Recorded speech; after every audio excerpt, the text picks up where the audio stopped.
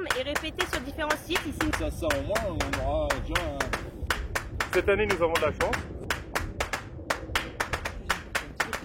sa fertilisation. Bonjour à toutes. Bonjour à tous. Ah, regarde, c'est pas mal.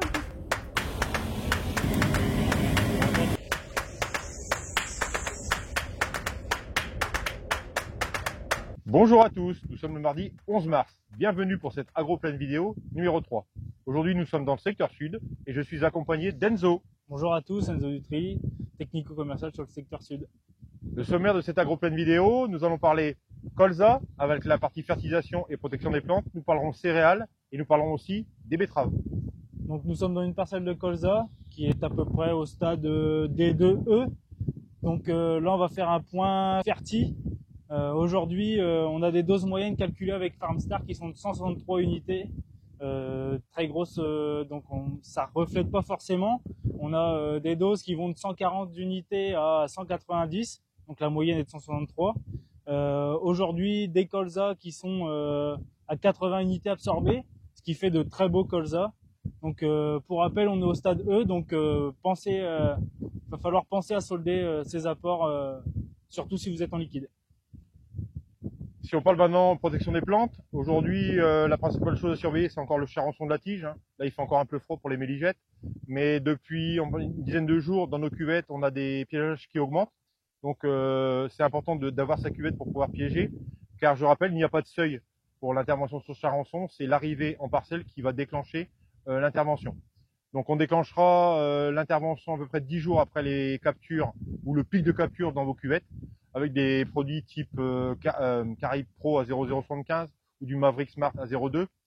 Et si jamais vous n'êtes pas passé encore pour vos apports en bord, vous pouvez aussi associer votre bord au passage insecticide, donc avec des produits type Valea Max à 2,5 litres ou Trimaran à 3 litres.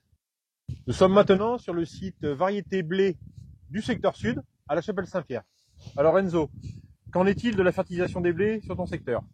Donc on a obtenu grâce à Farmstar des doses bilan à 200 unités en moyenne. 200 unités, c'est similaire à ce qu'on a obtenu l'année passée.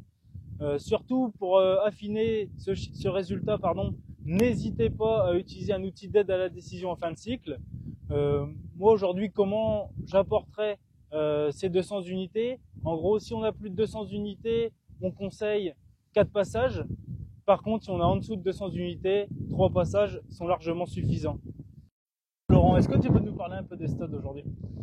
Aujourd'hui, en termes de stade, on est en retard par rapport à l'année dernière. On est plutôt dans la moyenne des 20 dernières années. Aujourd'hui, les stades épis à centimètres, le stade Cycocel est plutôt prévu autour du 1er avril, en moyenne pour la partie Agora. Donc déjà, premier point pour l'azote, il ne faut pas se précipiter.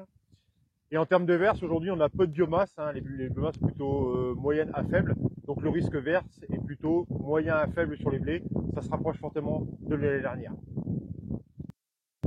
Enzo, peux-tu nous faire un focus sur les orges d'hiver?